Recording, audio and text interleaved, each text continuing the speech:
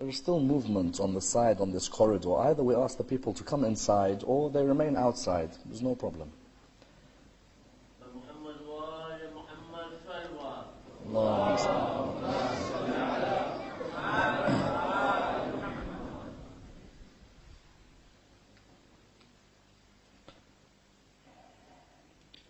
رحم الله من قرأ سورة الفاتحة. بسم الله الرحمن الرحيم. الرحمن الرحيم.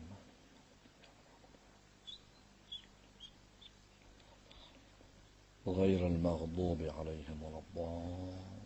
أعوذ بالله من الشيطان الرجيم.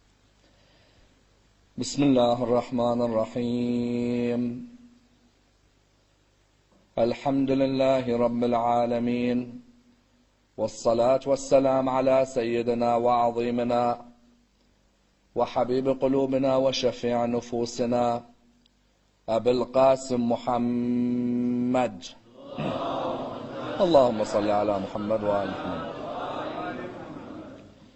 وعلى أهل بيته الطيبين الطاهرين وأصحابه الغر الميامين. الحمد لله الذي جعلنا من المتمسكين بولاية سيدي ومولاي علي بن أبي طالب.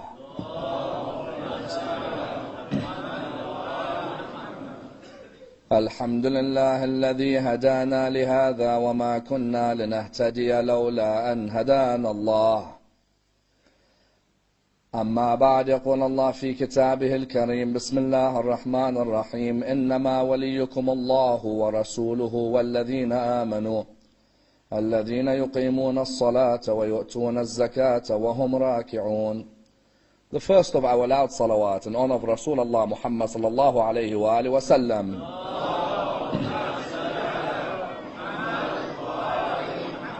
The second in honor of Amir al-Mu'mineen Ali ibn Abi Talib.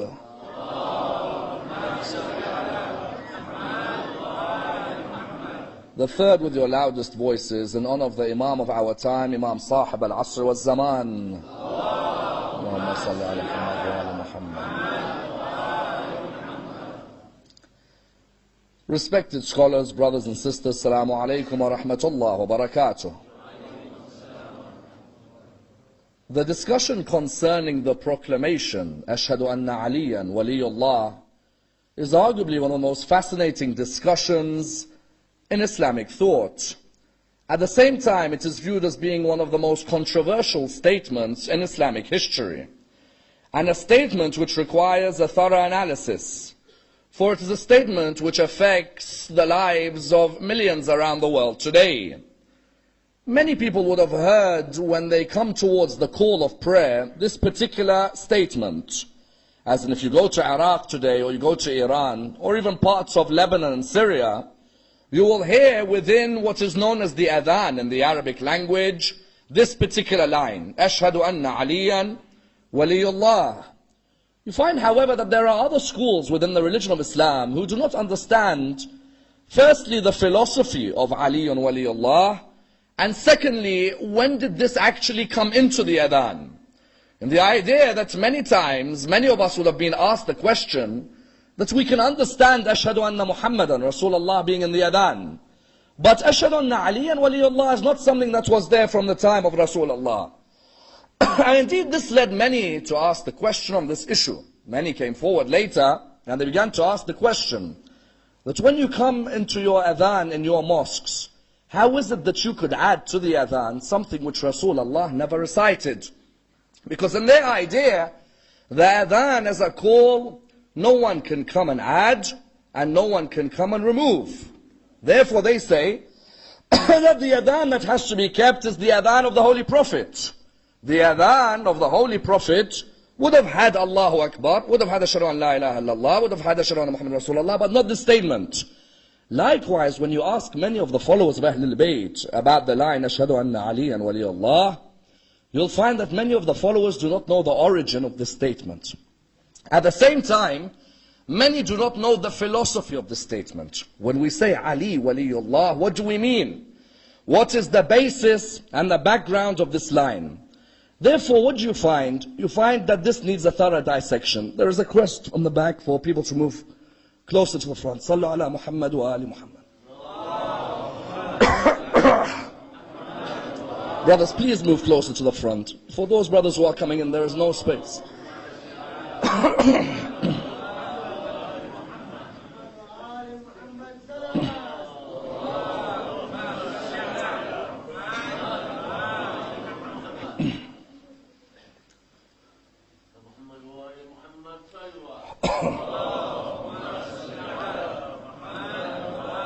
Therefore, when you come to this analysis, the analysis asks the question, what is the origin and the philosophy of Ashhadu anna Aliyan waliyullah? And how do we explain this statement to our brethren from other schools in Islam? Because as we said, the aim of these 15 nights is for the school of Ahlul Bayt to explain itself to other schools, and for the other schools to also read their heritage about our beliefs and our opinions as well. Therefore, let's dissect this issue in a number of stages. Number one, what is the origin and philosophy of Adhan in Islam? And where did it originate from? Number two, can we add or subtract from the Adhan? And if we can, where did the additions take place before Aliyun Waliyullah? Number three, what is the meaning of Aliyun Waliyullah? And how is this statement understood within Shi'i thought? Number four, is Ashhadu anna Aliyan Waliyullah obligatory or not? If it is not obligatory part of the Adhan, then why do we state it? And number five, which famous companion of Rasulullah said that he would never curse Ali ibn Abi Talib, yet his son ended up killing the sons of Ali? Let's dissect this and dissect this topic in depth. When we come to the Adhan, we find the Adhan is known as the call of prayer in the religion of Islam. Wherever you go in the world today, you find that the Adhan is called far and wide. From an area like India to Indonesia, from Spain to, for example, Brazil, you will find that there are Muslims everywhere who come towards this call of Adhan. When these Muslims come towards this beautiful call of Adhan, the question arises, when did this Adhan originate? As in, who originated this Adhan? You find that from the time of Rasulullah, you find that some people came forward and said that if the Salah was originated in Medina, then the Adhan would be originated in Medina as well. And they are right. The Adhan was originated in Medina. Why? Because as we know, in Mecca, Rasulullah was trying to instill usul al-din. In Medina, Rasulullah was trying to instill the furu'. In Mecca, the usul, what are they? He was trying to instill the belief in the oneness of God, the prophethood of the Holy Prophet, for example, the belief in the Day of Judgment. When it came to Medina, what was he trying to instill in Medina? When he came to Medina, he was trying to instill an understanding of the practices of these beliefs. Amongst the practices were the verses on Salah. So for example, sometimes you had a verse on Salah which began, أقيموا الصلاة وآتوا الزكاة or أقم الصلاة لدلوك الشمس إلى غسق الليل وقرآن الفجر. But when the Salah was originated, the companions began to ask a question. Now that it is obligatory on everyone to pray, how do we call everyone towards prayer? And this is where us and our brothers in Ahlul Sunnah differ on the issue.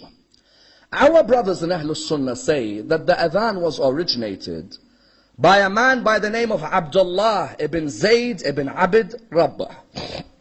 Abdullah ibn Zayd ibn Abd Rabbah, they say, is the man who originated the Adhan. You see, what happened was, they say Rasulullah was saying, how do we call people towards the Adhan?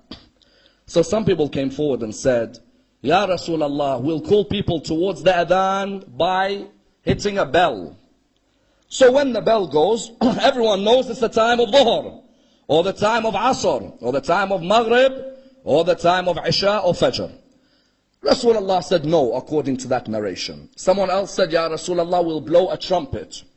And when we blow the trumpet, everyone will know it's the time of Adhan. Again, Rasulullah said no. Someone else said, Ya Rasulullah, we'll just get some pieces of wood and beat the people until they come to Salah. I'm sure you understand, Rasulullah said no. So you found that everyone was coming with a different suggestion as to how you should call people towards Adhan. Rasulullah seemingly is bemused. He's not sure how to call people and he's confused as well. At this moment, a man by the name of Abdullah ibn Zayd ibn Abd Rabbah comes towards the Holy Prophet and he says to him, Ya Rasulullah, in my dream last night, I saw what the adhan should be. Rasulullah said to him, yes, what is it? What should the adhan be?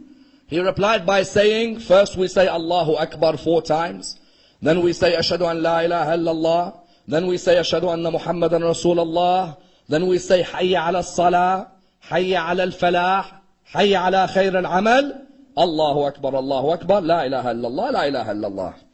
Rasulullah said, oh people, what Abdullah bin Zayd bin Abd Rabbah says is true.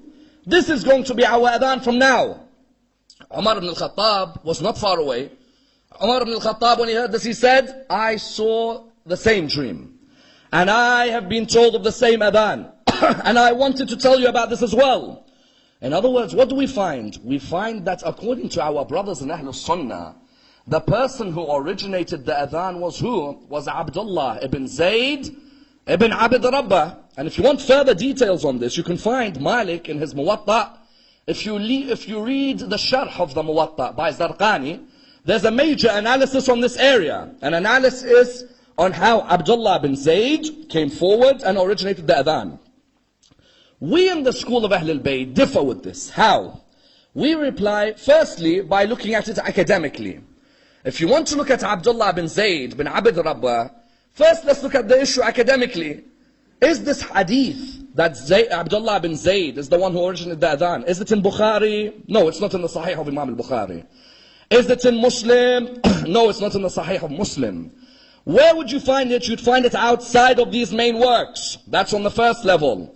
On the second level, Abdullah bin Zayd bin Abd Rabbah, years later, a narration talks about his daughter asking Umar bin Abdul Aziz for help because she was in a predicament. Yet his daughter, when she mentions Abdullah bin Zayd bin Abd Rabbah, some narrations say his sister, she doesn't mention that he's the man who originated the adhan. You would think she would mention that my brother is the man who originated the adhan, therefore help me out. She doesn't mention this at all. Therefore you find that those who say Abdullah bin Zayd bin Abd Rabbah is the man who originated the adhan, academically on the first level we say it's not in the main text, nor does his family members ever mention him. On the second level, why would Rasulullah look for someone else to bring the adhan and not he himself brings it from the Lord of the heavens? If the Quran says, Bismillah ar-Rahman ar-Rahim, وَالنَّجْمِ إِذَا هَوَى مَا ضَلَّ صَاحِبُكُمْ وَمَا غَوَى وَمَا يَنْطِقُ عَنِ الْهَوَى إِنْ هُوَ إِلَّا وَحْيٌ يُوحَى. The Prophet does not speak of revelations, it does not speak except of revelations from the Lord. He doesn't speak of his own will. Rasulullah, who came to establish Salah, why would Rasulullah wait for a person to come and give him an opinion on the basis of a dream? As in, with all due respect to Abdullah ibn Zayd, we never listened to Abdullah ibn Zayd when he was awake. Why would I listen to him when he's in his sleep? As in, Abdullah ibn Zayd isn't some authority everybody would go and listen to. Why would Rasulullah listen to Abdullah ibn Zayd and the Lord of the heavens not give the adhan to Rasulullah? Therefore, in the school of Ahlul Bayt, we came to a conclusion. What is it? Within our text, it clearly says that Rasulullah received the adhan on the night of Mi'raj. On the night of Mi'raj, Rasulullah received the adhan. The adhan was given to him on the night of Mi'raj. Upon his return from the night of Mi'raj, he dictated the adhan to Amir al-Mu'mineen. He brought Amir al-Mu'mineen next to him. He said to him, "Oh Ali, this is the adhan which will be used as a call for prayer." You see, it's not disrespect to my brothers in Ahlul Sunnah. At the end of the day, in their works, they believe it's Abdullah bin Zayd. Whereas in our works, we believe that Rasulullah brings the adhan. Allah subhanahu wa ta'ala, who teaches Rasulullah to teach us salah, likewise Allah will teach Rasulullah to bring the adhan. He brings the adhan towards whom? He brings the adhan on the night of Mi'raj. So Rasulullah then teaches the adhan to Ali ibn Abi Talib. Amir al-Mu'mineen then teaches the adhan to who? Teaches the adhan to the first adhan reciter in the Muslim community. Because you know, when Rasulullah established salah, when the verses came down about salah, you found that all of the Muslims knew that now that Rasulullah is going to initiate an adhan, all of the Muslims were wondering who's he going to choose to be his mu'adhin.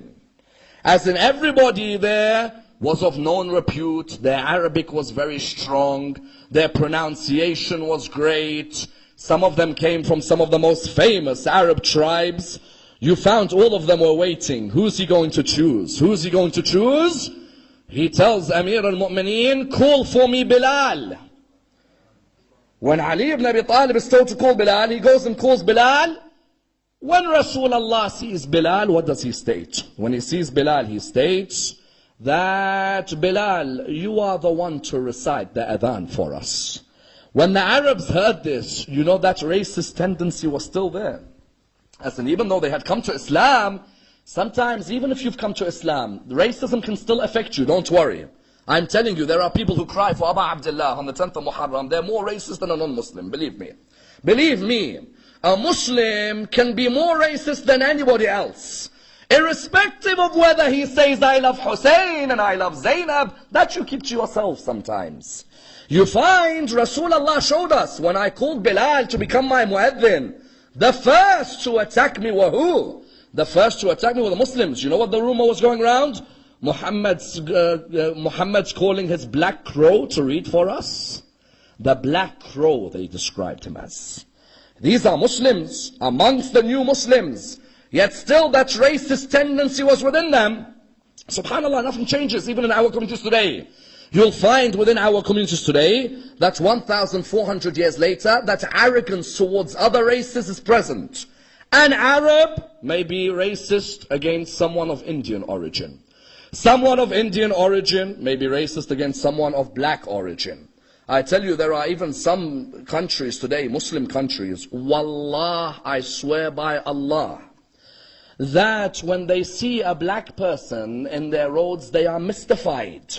Firstly, that he's in their road. Secondly, they are surprised that he's a Muslim as well. Some of them, because they think they're the only Muslims. Everybody else is not Muslim, only them. Allah just chose them and He put them on the earth. You find Rasulullah, when he asked Bilal, the reason he was asking was what? The reason he was asking was he was destroying the racism amongst the Muslims. And that's why Rasulullah wanted to highlight to us, the mu'adhin of my community, I don't look for his color. Rather, I look for the taqwa that he has. The consciousness of Allah's presence in his life. You found Rasulullah, if you look at his best friends, they came from different countries. Bilal, Abyssinia. Salman, Persia. Did Rasulullah build a members only club for people from one country? No, he didn't. Rasulullah, what did he do? Rasulullah built an institution where every Muslim was welcome. Never once would he look at their race. And that's why I'm not surprised that later on, when our 6th Imam marries a lady from North Africa, 7th Imam, lady from North Africa, 8th Imam, lady from North Africa, 9th Imam, lady from North Africa, 10th Imam, lady from North Africa. I asked them, I say, Imams of Ahlul Bayt, why don't you marry only from Medina? No! It's because we want to destroy racism. We marry from Africa without any problem. So why can't our communities do the same? When he called Bilal, the rumor went round. What was it? The rumor that went round was Muhammad calls his black crow. At the same time, the second rumor that went round on the adhan was what? Bilal couldn't pronounce sheen. Bilal used to say seen. When he comes to a line in the adhan, there are many lines in the adhan which have sheen. So some people came forward and said, Ya Rasulallah, Bilal, when he recites the adhan, instead of ashhadu, he's going to say ashhadu. Surely, you have better than Bilal to recite.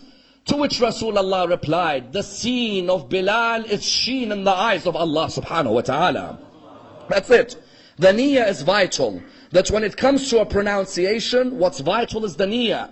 If your niyyah is to pronounce the letter properly, Allah understands your background. When it came to Bilal, Bilal would come and he'd recite the adhan. And I tell you, Rasulullah used to say, oh Bilal, please me with your voice. Oh Bilal, soften me with your voice. And that's why after Rasulullah died, Bilal had a monumental political stand after Rasulullah died. What was the stand? After Rasulullah died, I defy anyone to show me Bilal reciting adhan for the governments after Rasulullah. Bilal stops reciting adhan. Why? The mu'adhin of Rasulullah stops reciting adhan. Why? It's because Bilal recognized that these governments who have come after Rasulullah have usurped the right of the man chosen by Allah on the day of Ghadir. And that's why he was exiled to Sham. Those of you here, how many of you have been to Bab al-Saghir in Sham? When you've been to Bab al-Saghir, you see the grave of Bilal and Bibi Fidda, isn't it? In Sham. Bilal, why did he die in Sham? Because they exiled him. Get out! How dare you stop reciting Adhan for our government? In the time of Rasulullah, you are a muaddin. Why don't you recite? And especially, why don't you recite for the man who freed you when you were a slave? Because the idea was that Abu Bakr, the first Khalifa, freed Bilal when Bilal was a slave. So Umar ibn al-Khattab said to him, oh Bilal, Abu Bakr freed you, and now you don't recite Adhan for him? Bilal replied, if he freed me, so I work for him, then here I am, I'll be his slave now and I'll continue to work for him. If he freed me for the sake of Allah, then Allah will reward him. But if he freed me to leave the man chosen on the day of Ghadir, that I will not do. The man chosen on the day of Ghadir, I remain loyal to him for the rest of my life. And that's why in Ikhtiyar al-Rijal of Shaykh al-Tusi, it's clearly mentioned, Bilal al-Habashi. May Allah have mercy on him, for he remained loyal to us, al-Muhammad. He never left us when others left us after Rasulullah died. And that's why the power of Adhan was there. That later our fourth Imam would say in Risalat al-Huquq, I recommend all of you brothers and sisters, after the Quran, read Risalat al-Huquq of our fourth Imam. In one part of Risalat al-Huquq, do you know what the Imam says? The right of the mu'addin. Risalat al-Huquq is the treatise of rights. The right of God, the right of yourself, the right of your father, the right of your mother, the right of your non-Muslim companion, the right of your parents, and so on. One of the chapters is called the right of the mu'addin. You think the mu'addin in the community is something small? Imam Zain al-Abidin in Risalat al-Huquq, you know what he says? The right of the mu'addin in your community is that you go and thank him, for he calls you towards the greatest rizq. Isn't it? Isn't salah the greatest rizq in our life? Is there a sustenance like salah? That man, when he says, Hayya ala salah, that man's calling us to the greatest rizq. So Imam Zain al-Abidin says, go and thank the mu'adhin in your community. For the mu'adhin is the one who brings you towards the greatest rizq. That's why sometimes when we have a mu'adhin in our community, go and say thank you to him when he says, Hayya ala salah. For he's inviting you towards the doors of Allah's bounties. Therefore you found Adhan originated in the school of Ahlul Bayt in this way. And that you find, therefore the question arises, that if the Adhan in the time of Rasulullah was Allahu Akbar, Allahu Akbar, Allahu Akbar, Allahu Akbar, Ashhadu an la ilaha illallah, Ashhadu an la ilaha illallah, Ashhadu anna Muhammadan Rasulullah, Ashhadu anna Muhammadan Rasulullah, Hayya ala salah, Hayya ala salah, Hayya ala al-falah, Hayya ala al-falah, Hayya ala khayr al-amal, Hayya ala khayr al-amal, Allahu Akbar, Allahu Akbar, La ilaha illallah, La ilaha illallah. Then where did we get Ashhadu anna Aliyan waliyullah from?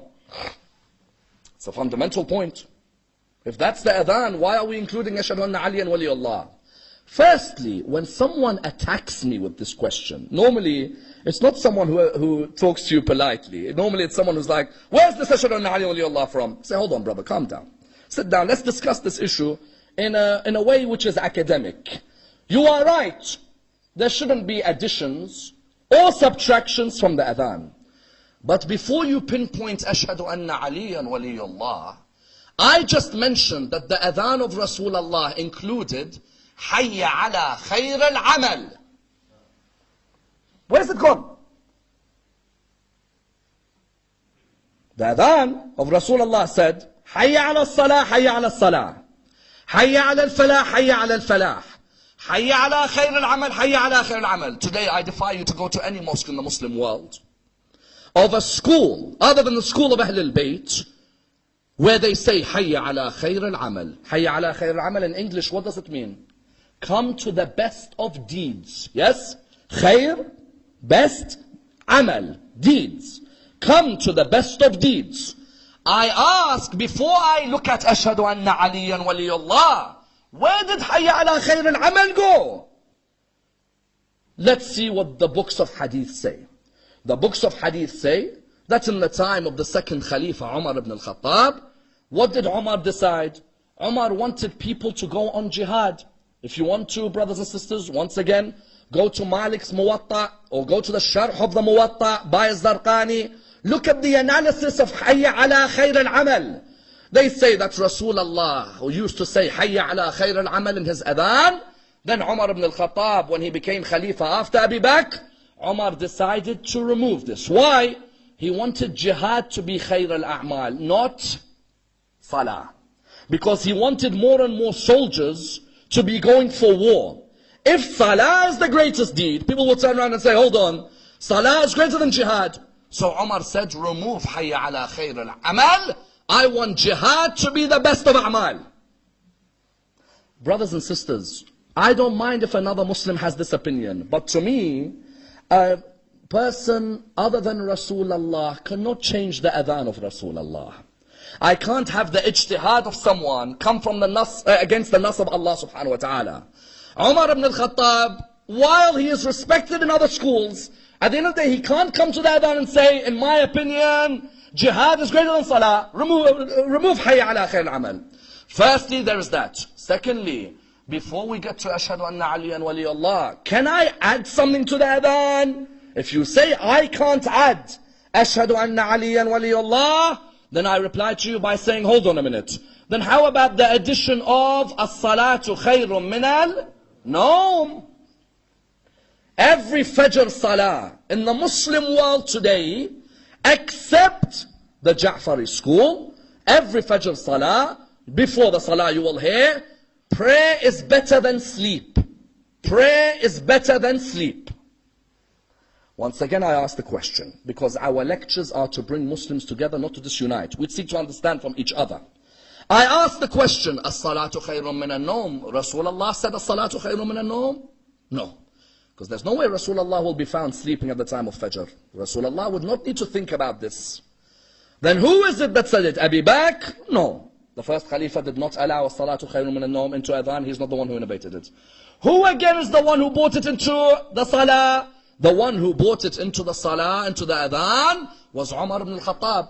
On one occasion, Umar is awoken by someone who said to him, as-salatu khayrun min al-nawm. He said that would make a good addition in our adhan. Now, brothers and sisters, this is an academic analysis. It's not a humorous session. I'm not belittling the opinions of another school in Islam. We are discussing the heritage of Muslims. This is not something for us to laugh at. There may have been others before here who found this as an entertainment center. I don't. I find this as a center for academic analysis between Muslims. So when Umar ibn al-Khattab came, he removed hayya ala khair al-amal and he added as-salatu khayrun min al-nawm.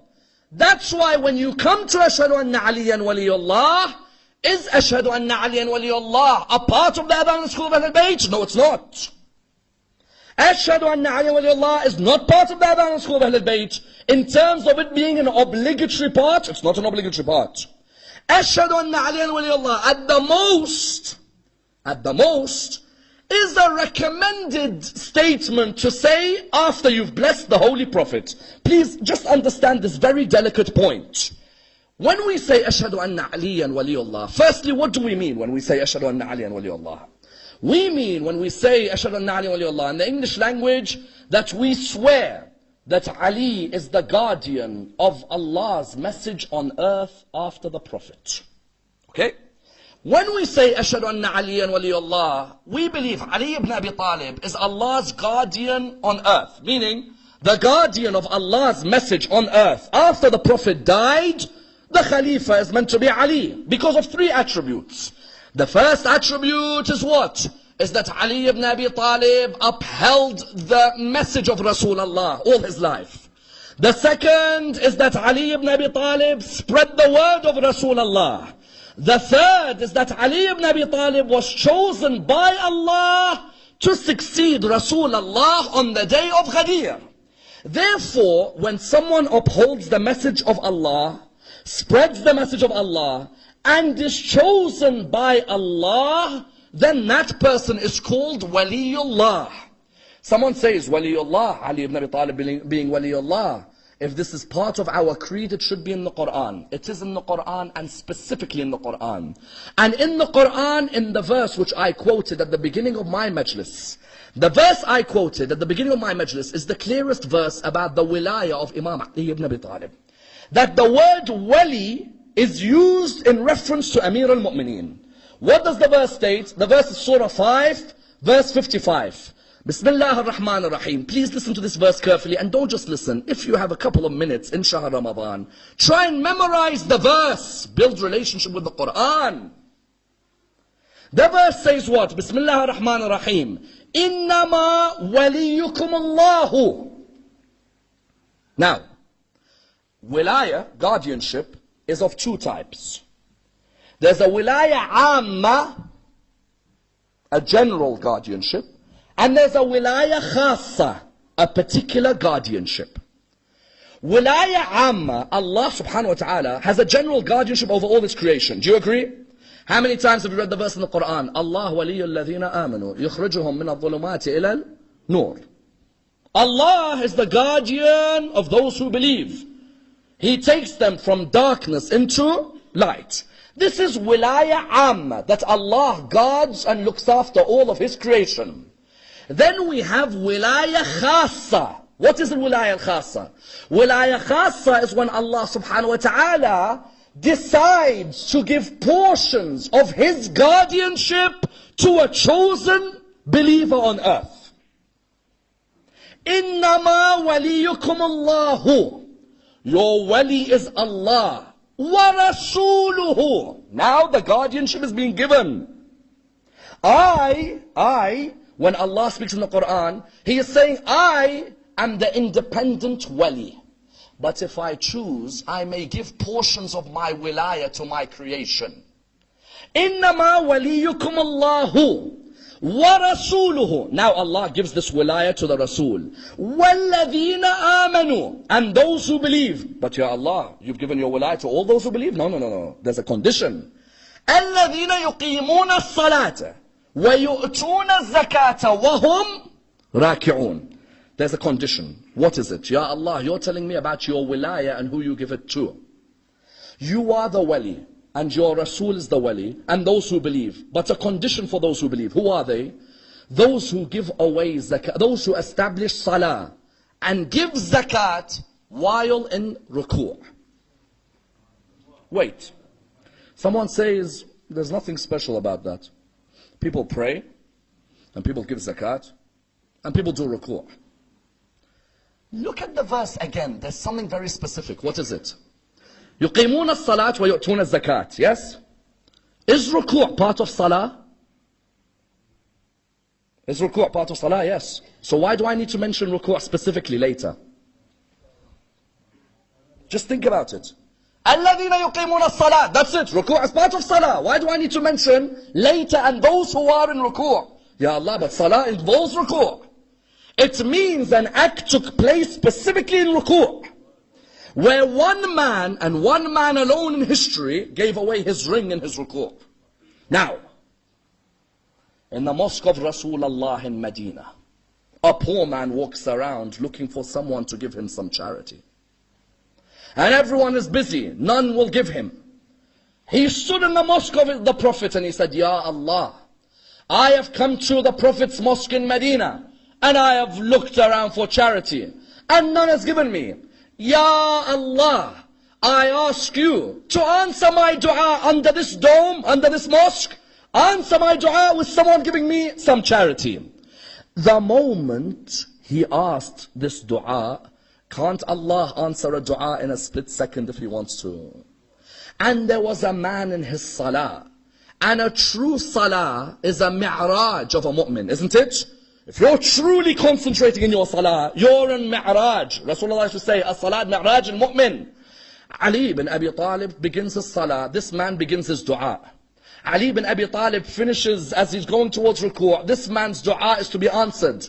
Allah wanted to use an intermediary to answer this man's dua. He used Ali ibn Abi Talib in ruku' to answer this man's dua. Some came forward and said what? Some came forward and said, that means Ali ibn Abi Talib doesn't concentrate in salah. Because how could Ali ibn Abi Talib know there's a poor man? Ibn Jawzi, the famous scholar of Ahl Sunnah, says, all of you have got it wrong. When a man is intoxicated with love for his Lord, then his Lord uses him to answer the prayers of his believers. Says Ali ibn Abi Talib was so intoxicated in the love that in one moment he was a servant of Allah and a servant of the creation of Allah at the same time.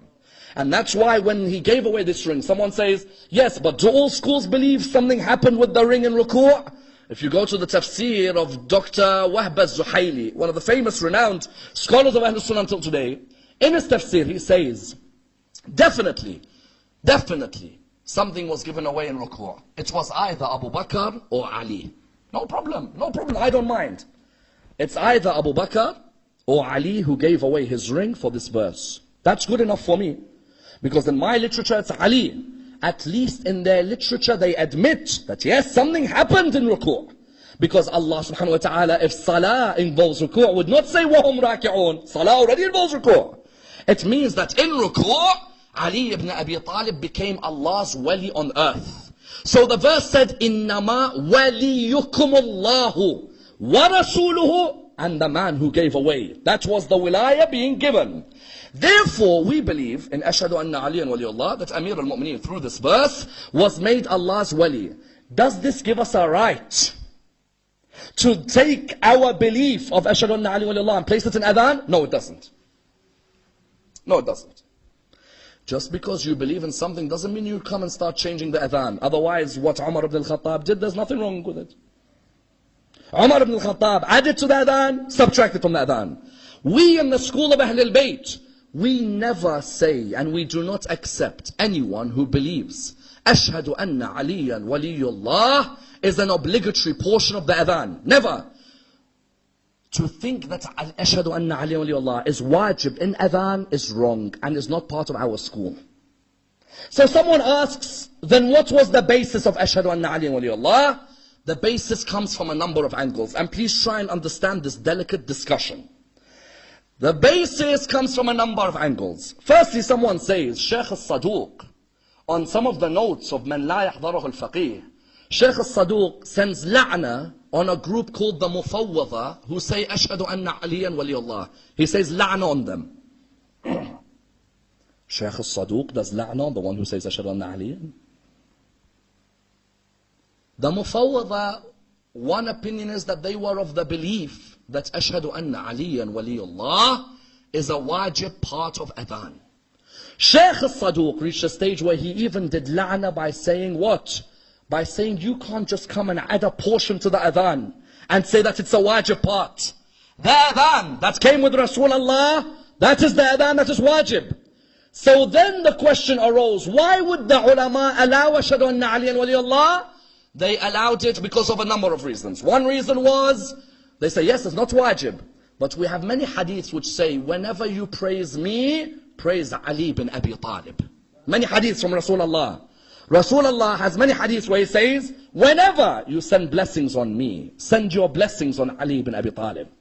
That doesn't mean that when I say Ashhadu anna Ali Waliyullah, doesn't mean that it's part of the adhan. No, it means when I've just finished Ashhadu anna Muhammadan Rasulullah, as part of a sunnah, or in bab al-tasamuh fi sunan, what do? I come forward and I say, wa ashhadu anna Aliyan Waliyullah. Do you notice the wow even there?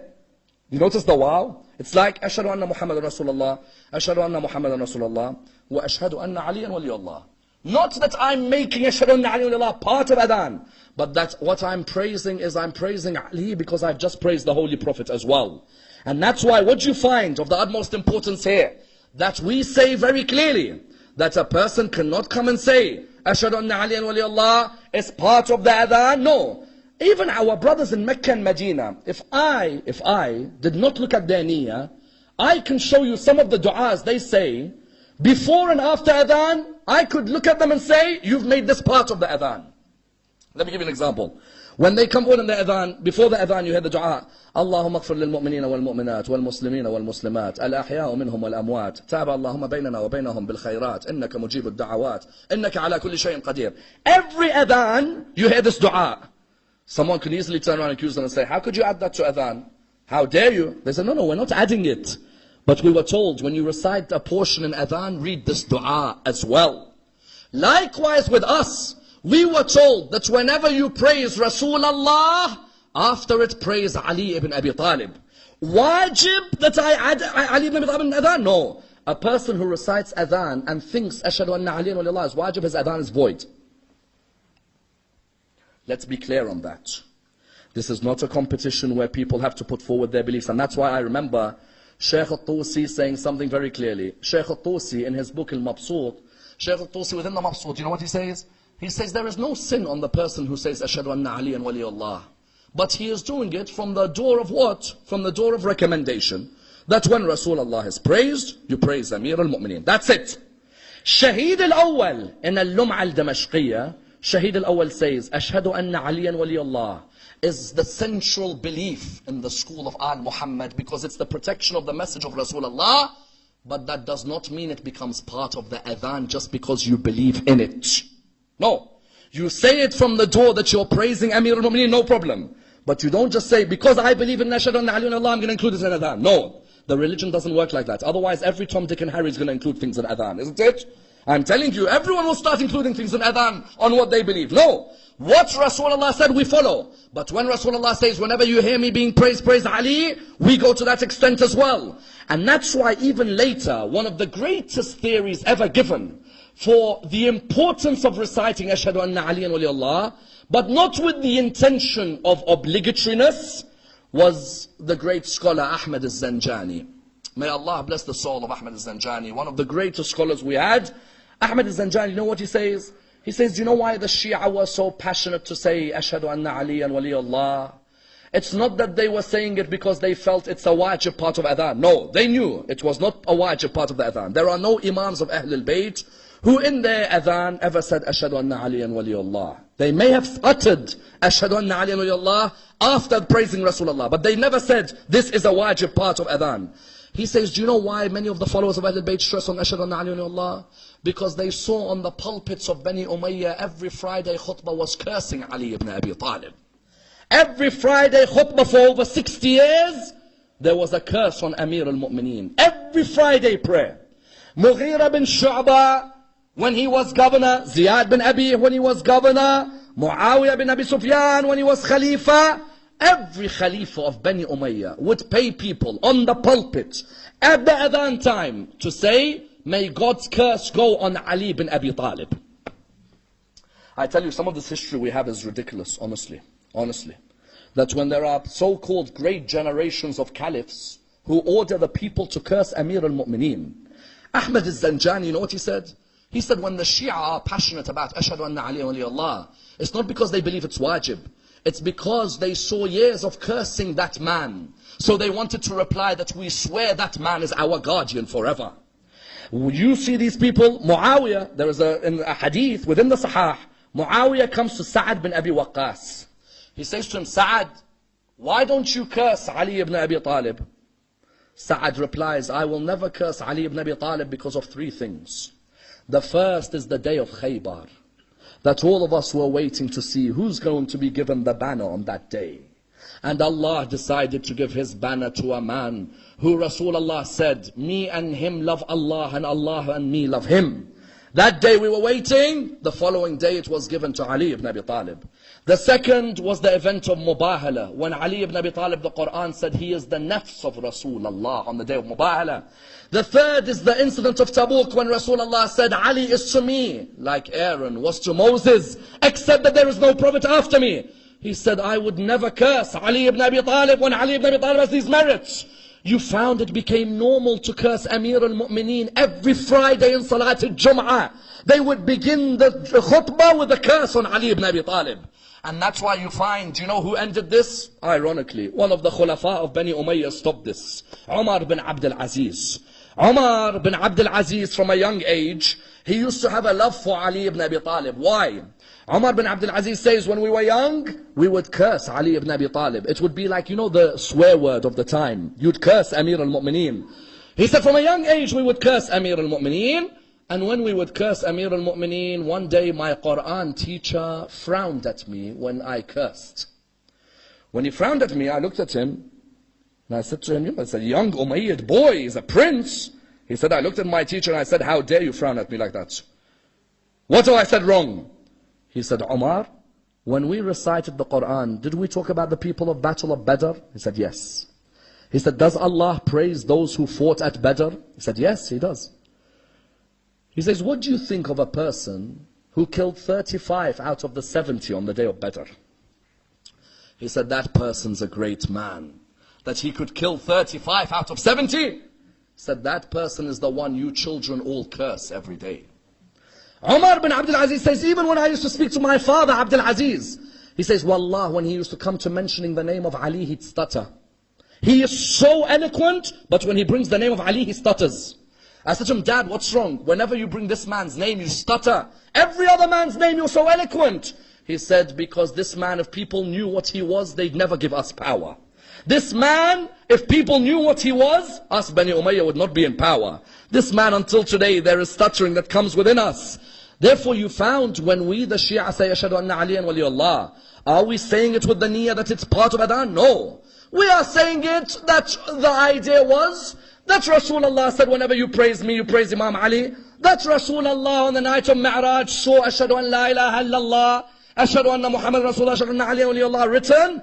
And that we are hurt by those who cursed Ali and the children of Ali. That our statement, Ashhadu anna Aliyan waliyullah, is the statement of Hujr bin Adi, and Amr bin Hamaq al-Khuza'i, and Rushayd al-Hajari, and Maytham al-Tammar. Those who sacrificed their lives to look after the wilayah of Imam Ali ibn Abi Talib. You hear in my lecture at the beginning, what do I say? Alhamdulillah alladhi ja'alana من المتمسكين بولاية سيدي ومولاي علي ibn Abi Talib. My praise to Allah who allowed me to hold on to the guardianship of Ali ibn Abi Talib.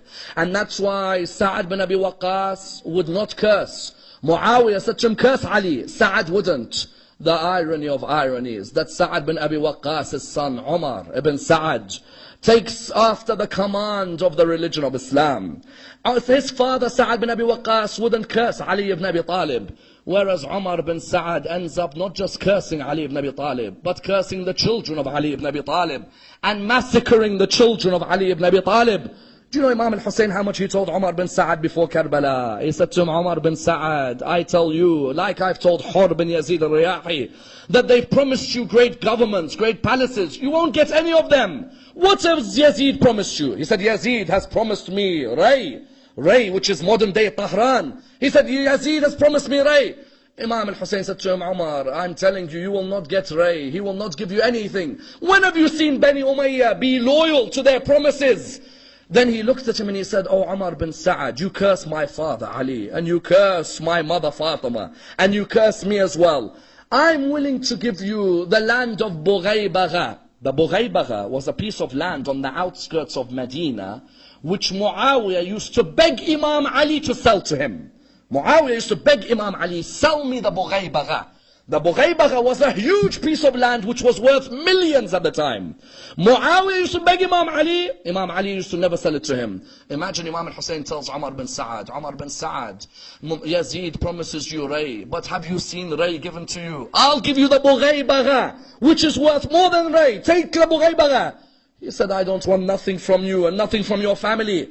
Imam al-Hussein said, Oh Umar bin Sa'ad, I see you with your body being kicked by children in the streets. You know, when Mukhtar caught Umar bin Sa'ad, he absolutely annihilated Umar bin Sa'ad and his son, and they beheaded them. Imam al-Hussein told him, he said, have respect for yourself. Do not do such an act. Umar bin Sa'ad said, I don't want anything that you offer me. If someone gave me bread, that would be enough for me to kill you and see you dead on the ground. Subhanallah. And that's why you find the way he treated the daughters of Imam al-Hussein after Karbala. The way he ordered Shimr bin al-Jawshan to go and whip the daughters of Aba Abdullah, running from tent to tent. The granddaughters of Ali ibn Abi Talib were running from tent to tent. In a city where their leader used to lead, they were now being abused. In a city where their grandfather used to be respected, they were disrespected. But Imam Zayn al-Abidin taught us one thing. When they told Imam Zayn al-Abidin, your father has been defeated and your grandfather has been embarrassed, he said, let's wait to see what happens in Sham. And truly, what was the symbol that Imam Zayn al-Abidin proved that they were victorious? As soon as the Adhan was recited.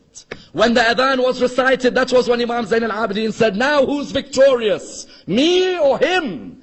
Whose name is being recited from the Adhan? Then you'll know who won at Karbala. And Imam Zayn al-Abidin, as soon as he heard Allahu Akbar, he said, there is none greater than Allah. Then when he heard Ashhadu an la ilaha illallah, he said, my skin and my flesh and my body and my eyes all testify to the oneness of Allah. Then when he heard Ashhadu anna Muhammadan Rasulullah, he looked at Yazid and he said to him, "Oh Yazid, is Muhammad your grandfather or mine? If you say he is yours, then you are a liar. But if you know that he is mine, then why did you kill his grandson on the plains of Karbala?" Inna lillahi wa inna ilayhi raji'un. We pray to Allah subhanahu wa ta'ala to raise us with Amir al-Mu'mineen alayhi salam, to bring an understanding between the Muslim Ummah on the history of Adhan. Allow us to be amongst those who hold on to the wilayah of Imam Ali ibn Abi Talib, the guardianship of Imam Amir al-Mu'mineen. Ya Allah, allow us to visit his holy grave in the land of Najaf. Allow us to sit by that holy grave. We pray to Allah subhanahu wa ta'ala for all our deceased members of the community.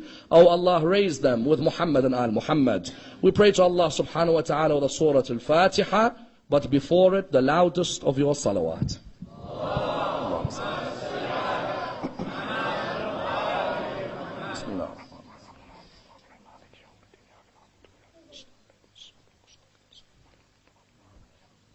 غير المغضوب